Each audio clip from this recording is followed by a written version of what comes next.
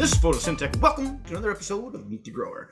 Today, we have a guest who has, I feel, a very unique tale. Most of the people that we've had on this show are from North America. Well, actually, pretty much everybody we've had on this show is from North America, and has a very similar tale. But today I bring to you a man who goes by the name The Naked Gardener. And he has a very, well, unique tale to tell, as well as a bit of an interesting look. Naked Gardener, welcome to the show, brother.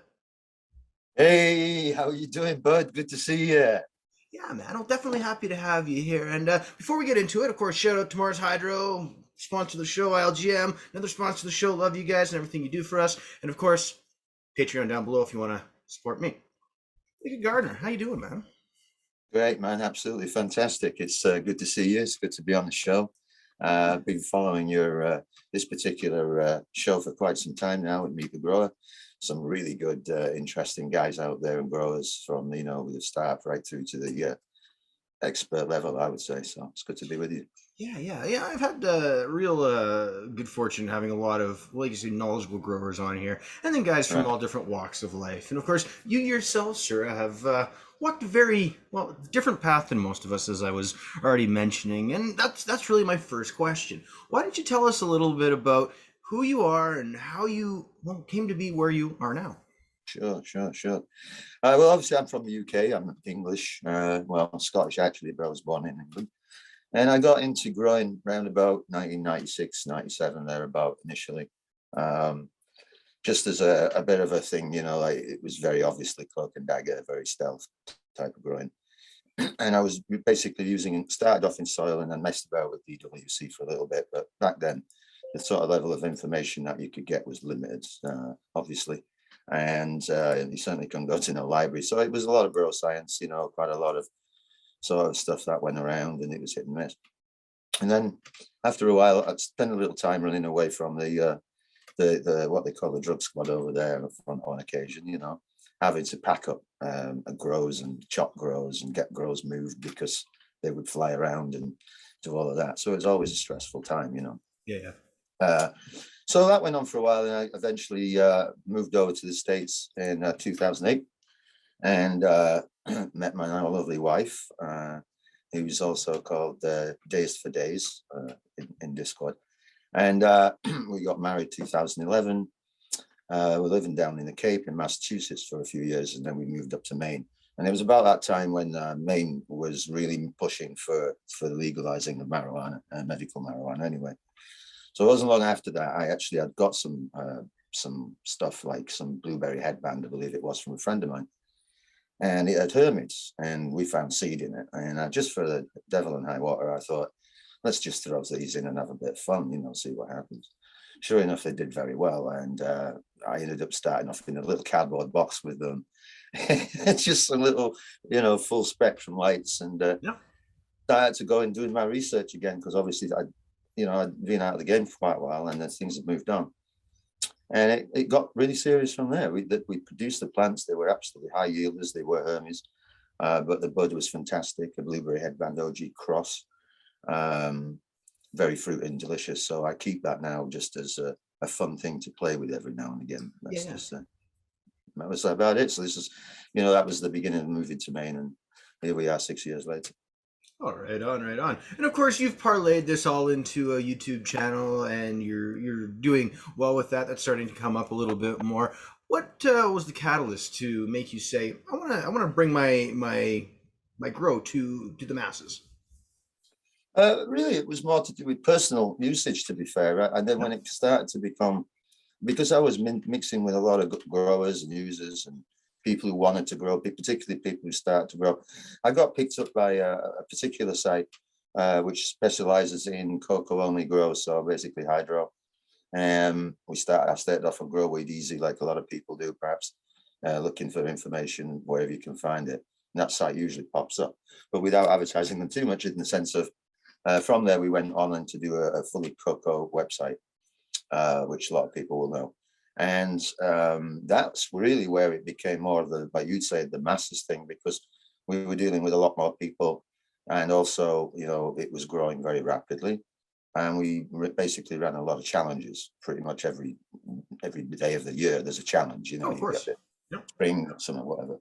So that's really then when I started more documenting my YouTube channel again. And because it was legal, I felt I needed a name, like something where I felt like I had nothing to hide.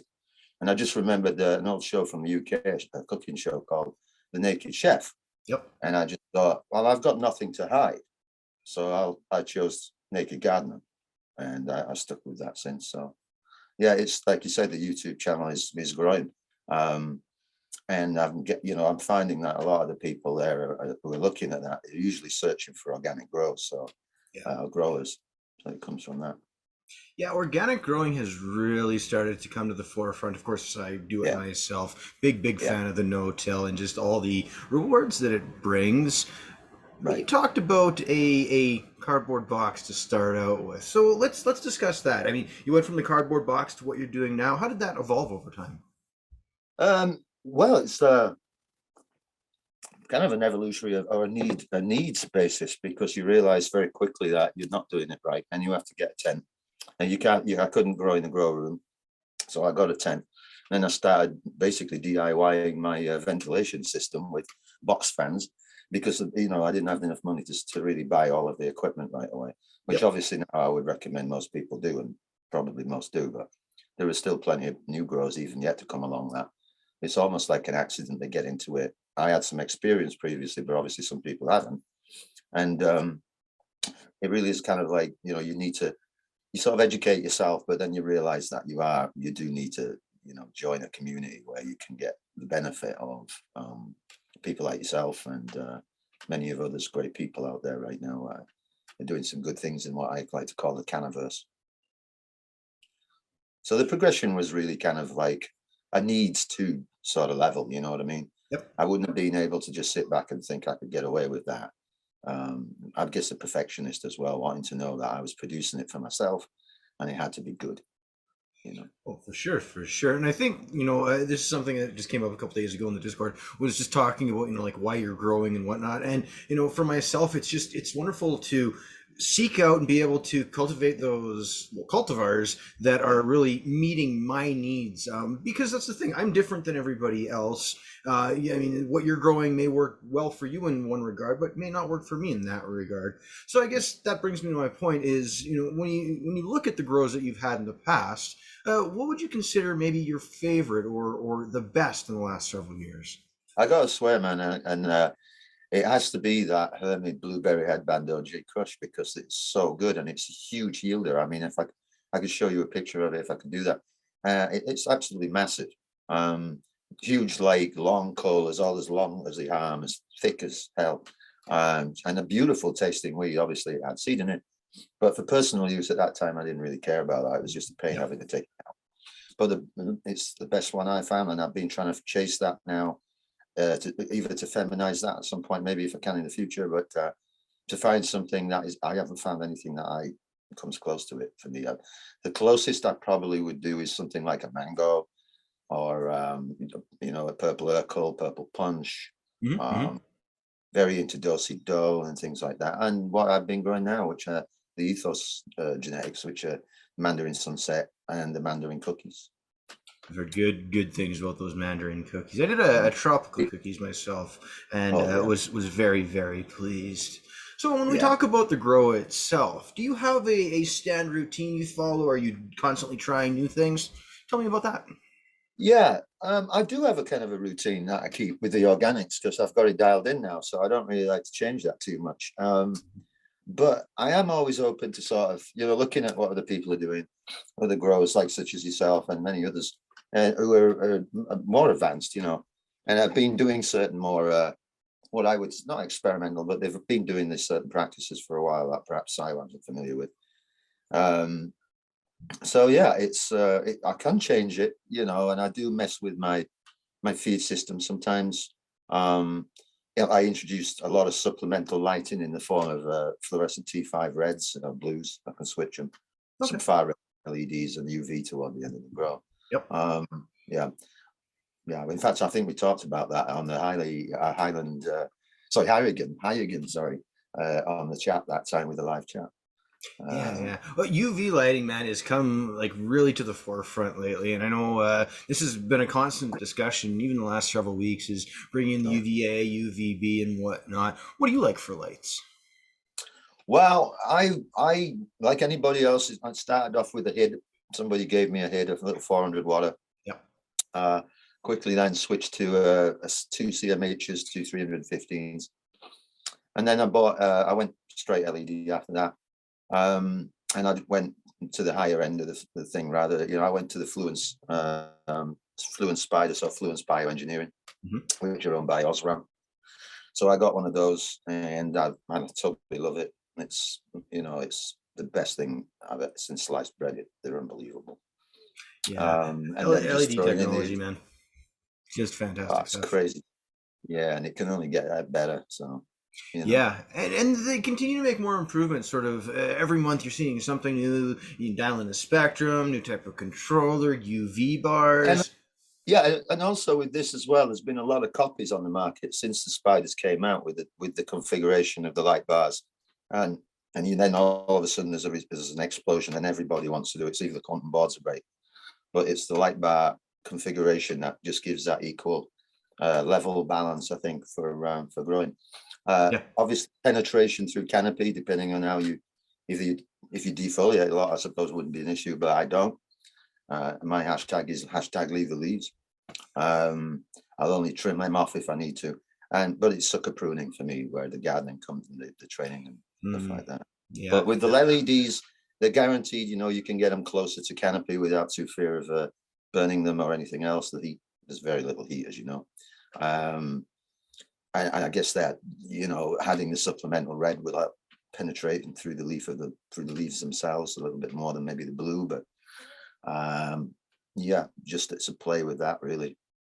Yeah, absolutely. So let's just talk about sucker pruning. I know what you're talking about. I'm familiar. I grow tomatoes, of course, but some growers may not be. Talk to that technique a little bit. Well, yeah, basically your sucker is you're right on your nodal points, and those the basically the copy of the plant itself, right? So each one is going to come out, and every nodal point you're going to get two of those. Sometimes they might be slightly off space, but usually. And usually what I try and do as the plant is, once I've topped the plant, say after about, say around node 7, I'll take it back to node 5. I might trim off the bottom sucker nodes, which are gonna, if I leave them, they're gonna just grow huge and fat like mints. So I'll take those off, but I want to really cultivate the upper ones that are going to come off from the top two. But what each one of those is then going to produce those nodals, and I trim those lower ones off. And as I do that throughout veg, I keep so many along, but I always want a cleaner underneath, where the canopy is going to be. So all of these come off, and then I leave the rest as I go along. And as I'm training along as a horizontal, because I'll scrog or whatever, or do a little LST, super cropping or stuff like that.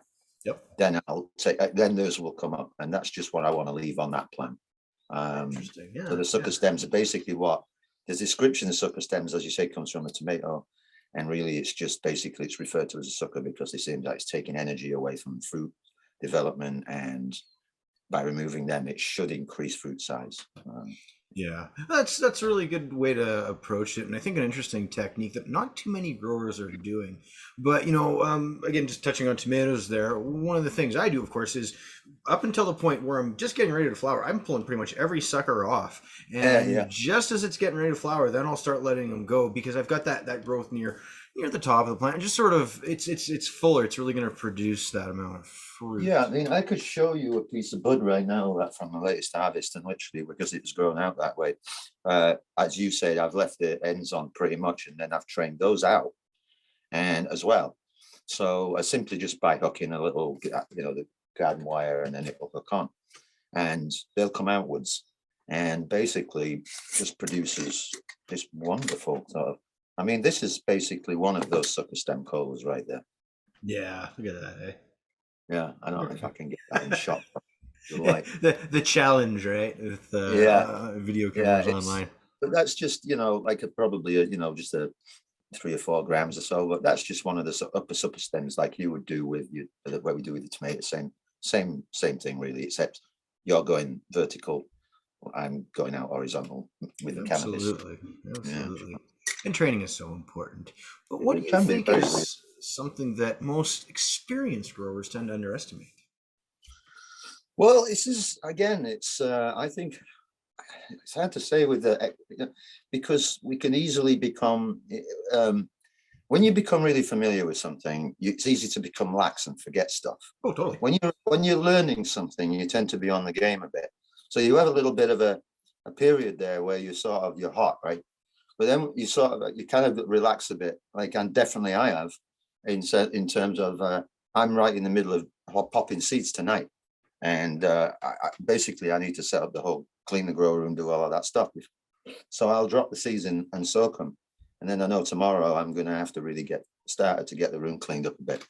And I think that's the underestimation. That's from my perspective. Is like just how soon you realize perhaps that you want to start up right away, but sometimes maybe you forget, and you underestimate just what that's going to take. Even as an expert, you've suddenly changed everything. You might, I mean, I had to bring in new soil today because normally I'll reuse my soil, but on this next run, I'm going to be doing 6 plants in 2-gallon pots just for a quick veg in photo periods, run off the rest of the cookies, which is another thing I underestimated because I didn't realize that at some point, I mean, I can't keep these beans forever. I can either donate them or I can grow them. And so I underestimated that in those terms. But I mean, there are certainly a number of other things I think, like certainly trying to think in particular, something that happened recently with one of my friends. It's things like silly things like always sort of assuming that the grow's going to go really well and everything's going to thing, and you just think in the back of your mind, yeah, it could be fine, but I'll deal with it. And then you'll go out, you come back, your power's out, Yep. and you don't know how long the power's been out for.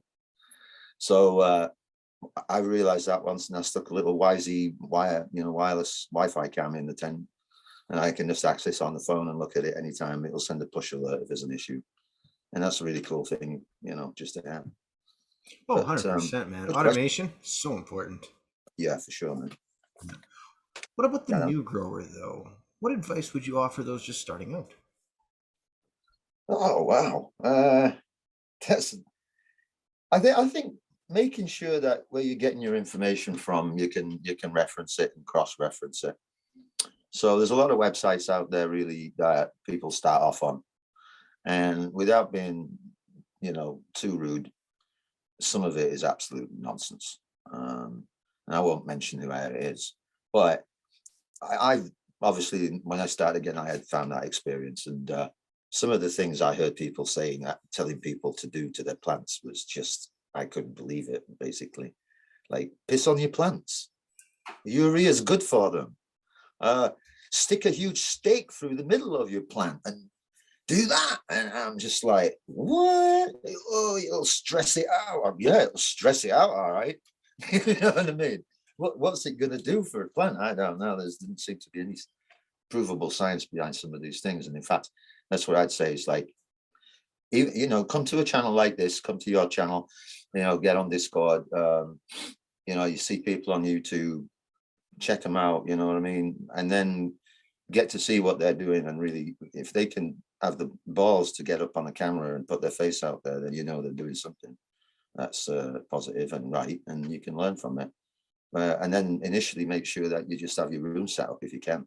If you're really thinking of growing, get your set up as much, don't just fly into it willy-nilly and think, oh, it'll be fine. I'll just go to this site and I'll learn all about it and I'll be a master in 6 months after my first grow. It's very egotistical from that perspective, right, Matt? You know what I mean? Oh, so much so, so much so. And, you really notice who the humble growers are because they generally tend to have very, very nice gardens. And those who are more of the braggadocio are, well, you don't tend to see their plants too often, do you? So, That is funny, right? Yeah, you're right. yeah. For sure. What about pests? Nobody likes dealing with pests. Everybody's got a different sort of IPM Ooh. approach. What are you doing in that regard? With the pests? Yeah. Or to prevent them, Oh, more so. if you're dealing with pests, then I never really get pests in mind, but if it's mostly with organics, obviously it's going to get gnats and things like that.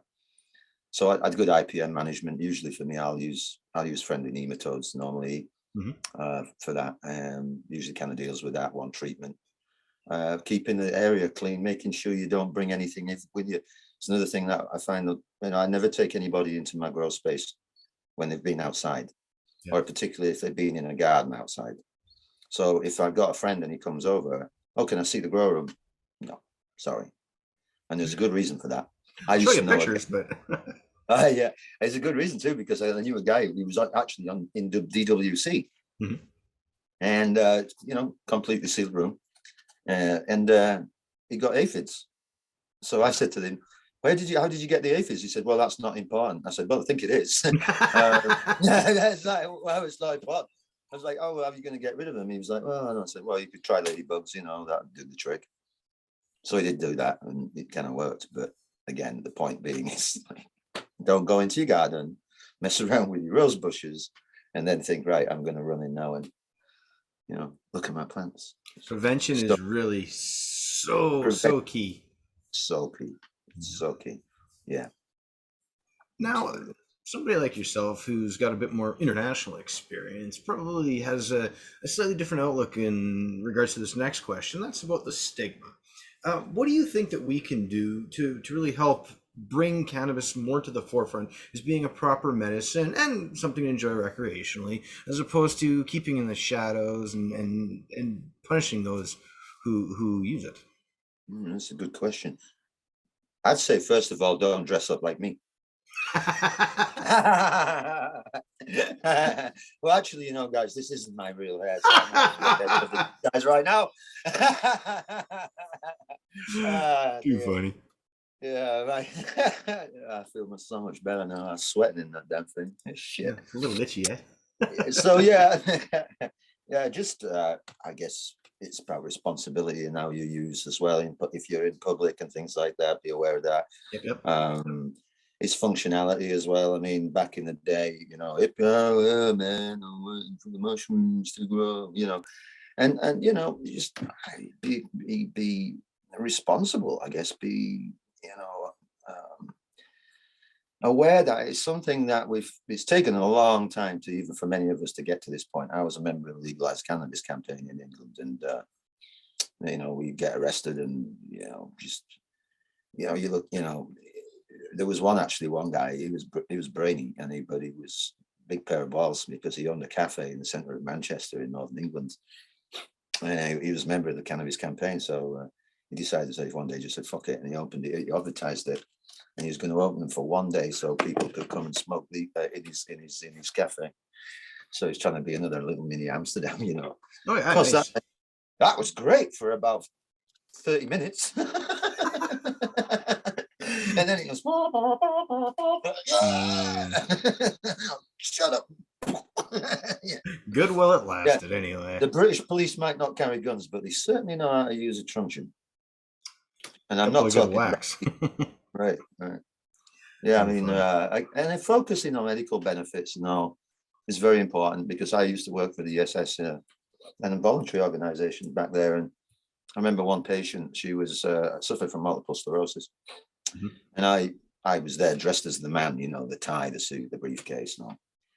And I'm going really to give her some respite care, trying to figure out if there's ways we can get volunteers in to help her and stuff like this. But I could smell weed.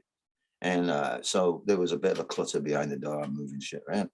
So eventually I come to the door, and she's got some incense going, and I just walked in and said, by the way, I smoke weed too, so you don't have to worry about it. But I'm guessing you're doing it because you're MS. And she said, yeah, and I have to get it on the black market and all this. But she says, I don't go get it. I go, you know, no remissions and stuff. But if I don't have it, then I get remissions. So, you know, I can say I did help her out, so that she didn't have to go to some weird freakazoid, you know what I mean? So, and yeah, go ahead. Sorry. Oh, don't carry on. Oh yeah, man. I was just gonna say, it was just like, you know, sometimes like you go say, oh, I've got a headache, or I've got a hip pain. What have you got? And they'll go, I've got some weed. And say, well, specifically, right? Where, you know, when I need something for, I've got a muscle pain, or, you know, I'm suffering from anxiety, or whatever it be. being able to tailor that eventually to be able to sort of say that I know exactly what will work. And this is Yeah. that personal experience we still don't know about yet. We still haven't been able to have any sort of clinical trials or anything. So how it affects us from strain person to person is it's kind of just it is how it is right now, right? And that's really where the science needs to come in, especially for the home grower. I'd been talking about this a couple days ago about how wonderful it would be to have the ability to test for cannabinoids and terpenes in the home environment, so I could grow a Right. plant, test it, go, okay, it's got this. This is supposed to help me in that regard. I'm going to take and cross it with another plant that also has that, and continue to try and push those benefits. So as science comes in, it's definitely going to be the biggest benefit to us all, and hopefully push that stigma down too, because that's the Yeah, thing. for sure. You know, you get those Yeah, absolutely. educated people talking about it, sort of thing, as opposed to the Yeah. Jeff Spicoli types. Excuse me. Well, good example of that is I found that in my own family. Now my family is my father-in-law is actually a religious leader, Mhm. and his son had smoked cannabis for a long time. He's an art teacher. He speaks fluent Japanese. Lived over there for a brief period. Very smart guy. He suffers from anxiety, and so he's used it for quite some time. But he's never been able to have that conversation with his father about it. To be honest, Mhm. it was only when I was honest with my father-in-law and I said, "Look, I'm growing cannabis. It's medical. I'm providing it for people who have needs as well as myself." Uh, we had a good honest when I showed him the grow room, and since then he's been getting interested into what when he retires from the ministry, he's going to invest in CBD company. So so we're all sitting around for Christmas dinner, and this last one, and my father-in-law sitting at the head of the table. I'm there, my brother-in-law's across from me, and he just says, "Oh, Chris, have you seen Naked Gardeners YouTube channel yet?" And Chris was just I was like, what? So that's a major breakthrough for us, you know what I mean? Oh, So totally, it is that totally. it's breaking that stigma, Yeah. because his father's saying, "Well, if my son's a professional," and I know, yeah. So I think it broke that stigma for them. Obviously, in his career, he can't be open about that, obviously. So that has to Yeah, well, be. that's a great story. I mean, it really speaks to how as the plant gets out there, how people see more and more that their family members, friends, associates are benefiting from it. That really does Sure. It loosen also that. comes down to your demographics locally. I mean, Yeah. in my demographics locally in population are mostly elderly and retired people. And if I go to my dispo up the road there, most of the people I see there are 60, 70 plus. Yeah. Well, you know, and this actually just kind of goes back to my previous guest, Chef Anna with the Oh, pot, and yeah, he yeah. goes All out that. and he goes to Walmart. He approaches elderly folks, and hey, Oh. I found this jar. Did you drop this jar of cannabis? And you know, it really opens up people's eyes and whatnot. I mean, recently, I saw him actually going through. I think it was a Walmart with a full-on plant. So it's getting the plant out there, introducing it to people, showing it that it's medicine and not just well dude buddy stuff, you know what I mean? Yeah. Yeah. Wow, that is amazing. Yeah, I missed that bit when I was checking that show out. But Yeah. yeah, that's very bold, but very good. Yeah. So Yeah. talking about gear now, getting back into Yeah. the grow room. Yeah. Tell me about a time that a piece of equipment has let you down. Oof, humidifiers without a doubt. Yeah. Always humidifiers. I mean, initially I was trying to find humidifiers that would work, on a control system. I had trouble with that at first because in most of them, if you don't know what you're looking for initially, you might buy one and realize that hey, you plug it in your controller and it'll turn it on. It comes on, it's on, and then when it turns it off, it won't come on again the next time because there's things just won't. So finding the right thing, and I settled on a vivarium. I think they are a terrarium fogger actually. Okay. So it's top fill. Yeah, top fill. Those about a gallon. You have a hose on it. You get a couple of two of them in there. You can control your eye rate with the Inkbird perfectly fine. And if anybody wants a reference to that, it's called Pests Pioneer. And it's the model. You can find that if you want to look it up and check it out. Works really well. But the issues I used to have were things, really silly things like leaks. Sometimes if it leaks, suddenly you go in there. And this is a good advantage to have a webcam, by the way, now if you can. Also stops you from interrupting your environment too much. Mm-hmm. It's another thing. But yeah, I noticed that on the webcam once, and I thought, wow, that humidifier is very low considering I only filled it an hour ago. So I went in and looked, and sure it was. I had a puddle in the bottom of the tin. Yeah. You know, environmental controls are, in my opinion, probably the most crucial thing that anybody needs to really get going in the garden. Just because once you've got that environment dialed in, all the other stuff really comes into play. Having the best Oh light, yeah. having the good genetics and whatnot. Although, I guess to that point, then like humidifiers is something I've got several, and they're all fairly low cost. They're cheap, and that way, if one goes down, I've got one ready to replace it. And I think And that's also when you want to clean them as well, yeah. when you want to clean them, but you could have another one ready to go in, Yep. and then you clean your other one. That's a good point actually for you. Yeah, sure, you got plenty of them. Yeah. So Maybe turn I it should get around. one. Yeah, it is. What do you think your most crucial, critical piece of equipment is in the grow space? My lights, Yeah. without a doubt. Yeah. Popular answer for sure. It has to be right. Yep. Second would be soil because I love organic soils. I use Coast of Maine products. So I've just got a bag of the platinum mixing today, so we can, and that's all water only, literally, and the seedling start mix. I love those stuff, and I like amending it. It's good to mend with as well if you want to do that. But Yeah. certainly the lights, the Fluent Spider, I have the 2X, and for efficacy and for just the output, the 345 watts draw from the wall.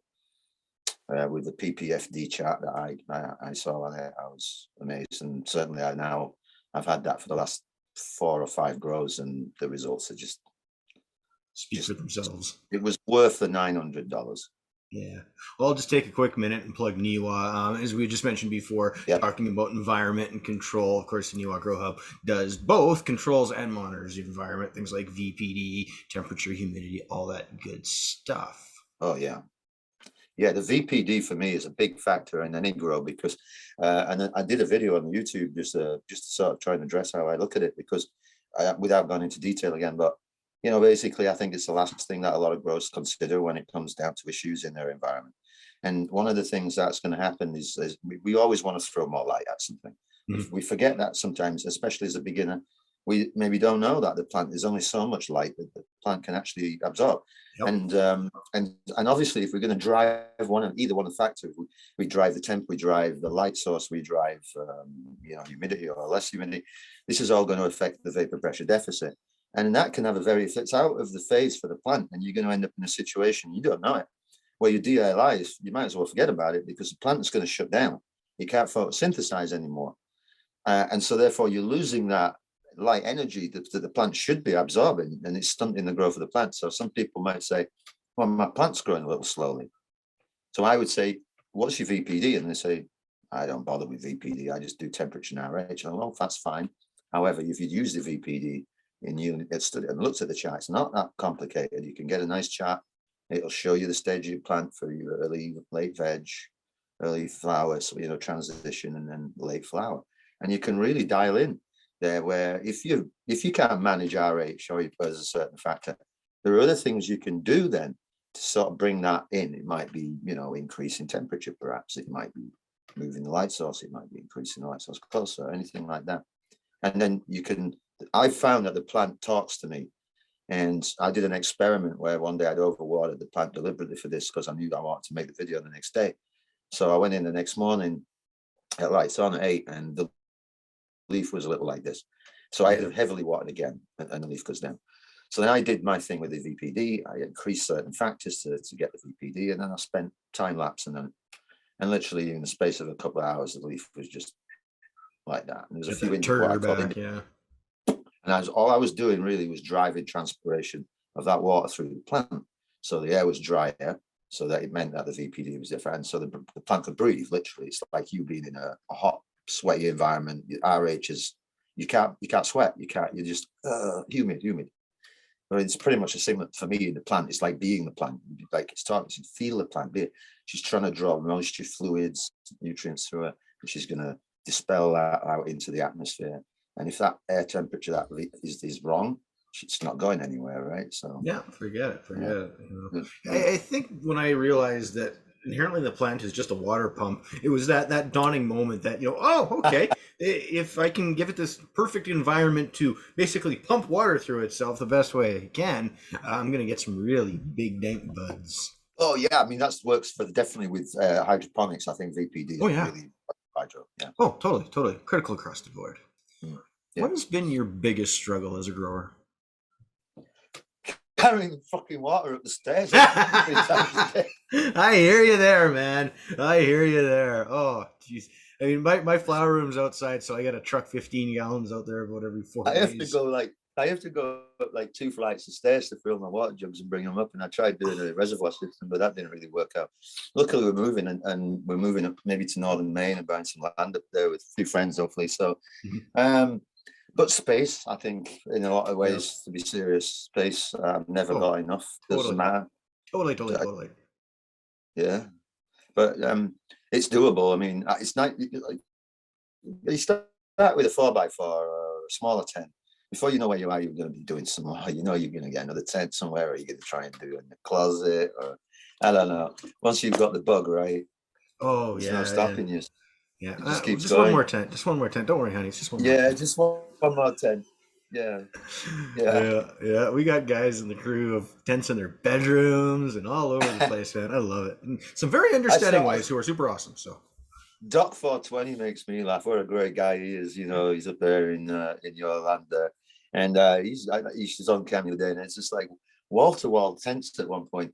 And then there was another guy the same. I'm like, I don't know how you run all the ventilation systems and everything. It must be like, I don't know, the tropics in there in the place. Yeah, I would have to garden naked in a place like that, I tell you. Awesome. Yeah. Well, Angie, where do we find you online, brother? Tell us about how we can get at you. Well, I have my YouTube, which is Naked Gardener. It's the YouTube channel. If you maybe pop the link in there somewhere, if you can, at some point, I will do that. There we go. Thank you. So that's Naked Gardener YouTube. Also Discord right here. And on Discord, CLTV photosynthetic channel server. And we also, at the moment, we have a channel, which is a group of guys that I met. Very like-minded, a lot of very experienced growers, some of them breeders. So I'm hoping to join with them and in breeding some strains out. So I'm looking for chemovars and different phenotypes that we want to really enjoy and do that. And also I'd like to get the chance to work on that hermit plant over time with a few growers who are willing to do that. So yeah, YouTube and Discord pretty much. Other things I don't use Instagram and stuff like that. So yeah. That would probably be the best way. Right on. Well, Angie, it's been an absolute pleasure chatting with you today, sir. You definitely have a wealth of experience, and I feel that people should definitely be tuning into your channel to learn more about you. And with that please being do, said, please do, because I really would love to get a few more subscribers and then get some people's ideas and suggestions on what and things like that. But for sure. Thank you. Get this community growing, man. That's right, brother. That's right. Thank you, Matt. It's been a wonderful chatting with you again. Hello to everybody out there, definitely in Discord land. I just want to have a quick shout out to, Bionic Rooster is one of the guys in our, which I know Matt and everybody knows Bionic. Half Baked Man is a good friend of mine. He's also one of the Cannabis army, which is what our channel is, the server there on Discord. And there's at least Anonymous. You can't forget Anonymous. I mean, he might be anonymous, but everybody knows him. So, and of course Tim's Crab Shack. And hopefully, those guys are all going to be breeders over 2022, running some stuff there. And we have some people in there that are going to be testers for us. So we'll get to choose our testers who we want to test the strains with, and we'll work with them. And there's going to be some exciting things coming up. So I appreciate that, Matt. And of course, we can never forget. Save Caleb. The t-shirts are on the way, and we have the Save the Caleb fund. And actually, we are going to send you a t-shirt when they're ready, Matt, so that when you're doing your the next shows and stuff like that, you can actually be proudly wearing "I Saved Caleb." And guys, if you have no idea what we're talking about, there's a link down below to a Hi Again video. This was a few weeks back. We did some live calls with our good friends over at Hi Again and Basement Auto Flowers, and it was an absolute blast. So go check that out. It is so damn funny. It's so crazy. Angie, before I let you run here, brother, I'm going to give you that one last question I love to ask everybody. And what do you think the next big thing for cannabis is going to be? I think federal involvement, which is a lot of the shaky for a lot of people. You know, it's a very much a touch and go area. But for the federal government actually recognizing it would go a long way for us for true clinical trials for real doctors who are chomping at the bit right now, real scientists who are chomping at the bit to get their hands on this wonderful plant and to be able to understand, you know, what it does for different people. And I know, but right now, I have to say, a lot of people are going back to basics. We used to say, oh, the hippies, they have communes. I believe that when, you know, the hippie thing is over pretty much. You know, there's some diehards, but we work, we function, we go to work. Going on to we're looking at buying our own homestead, farming. I want to do trees and shrubs as a legitimate service to landscaping companies. So I'm arbor vitae and various stuff like that. But the cannabis community then will put down yurts and teepees and things. And basically, you know, in the summer, people can possibly come over and really just have fun helping on the farm. They have accommodation provided. They can then look at the area around them. And many people are coming to Maine right now because they're wanting to buy land and try and live the dream, as it were. You know, because I'm from a prohibited state. So yeah, I think that is going that way, but I'm sure there's so many others too, you know, that you could tell me. Yeah. Well, proper rescheduling of cannabis in the States is definitely, I think, one of the forefronts in most people's mind. And, well, for the American folks, of course, here in Canada, with things being completely illegal, well, guys, it's wonderful. Hopefully the U.S. follows suit soon enough. But that being said, guys, Naked Gardener, thank you, I should say. We've already said welcome. Thank you so much for stopping by today, brother. It's been an absolute pleasure chatting with you. And guys, I encourage you, go check him out, check out his channel, and you can come visit us on the Discord sometime too. Absolutely, guys. All right, Matt, thank you. Okay, guys, grow on. All right, we out. Naked Gardener up.